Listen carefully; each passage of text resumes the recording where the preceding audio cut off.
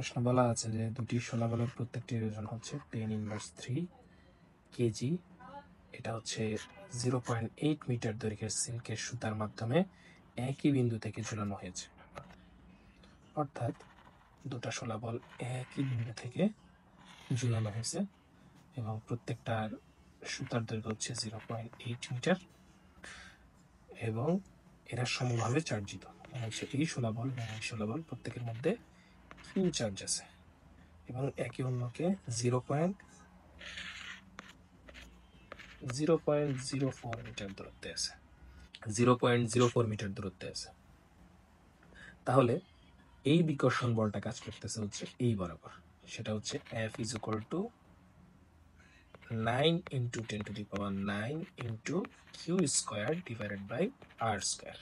আমরা কুলম্বের সূত্র থেকে এটা পাই এবং তার ওজন সরাসরি নিচের দিকে কাজ করতেছে F equal to mg।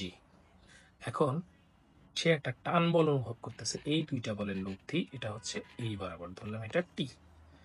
তাহলে এখন এইটা যদি আমরা থিতা ধরি তাহলে আমরা বলতে পারি টি cos থিতা ইকুয়াল টু হচ্ছে mg, আমরা 1 নম্বর সমীকরণ দিলাম, এবং টি sin থিতা এটার মান হচ্ছে 9 into 10⁹ q square by r square.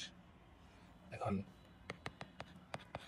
আমরা যদি 2 নংকে 1 নং দিয়ে ভাগ করি তাহলে হয় হচ্ছে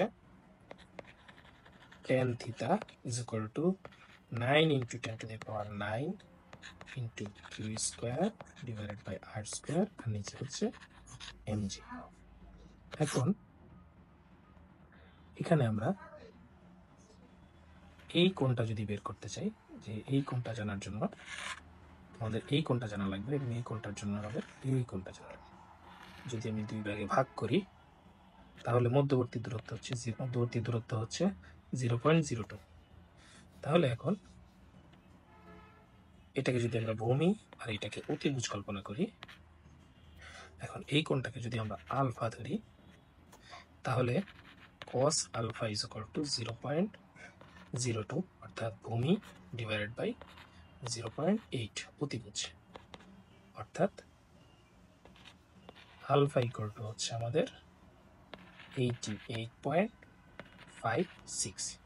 তার মানে theta is equal to 90 degree minus alpha অর্থাৎ 1.432। এই থিতার মান যদি আমরা এই পাশে বসাই তাহলে tan 1.432 equal to 9 into 10⁹ into q square divided by r square divided by mg। q square by r square equal to হচ্ছে tan theta into mg divided by 9 into 10⁹, অর্থাৎ q square equal to আমরা যদি মান বসাই তাহলে tan 1.432 into 10⁻³ into 9.8 into 0.04 square divided by 9 into 10⁹।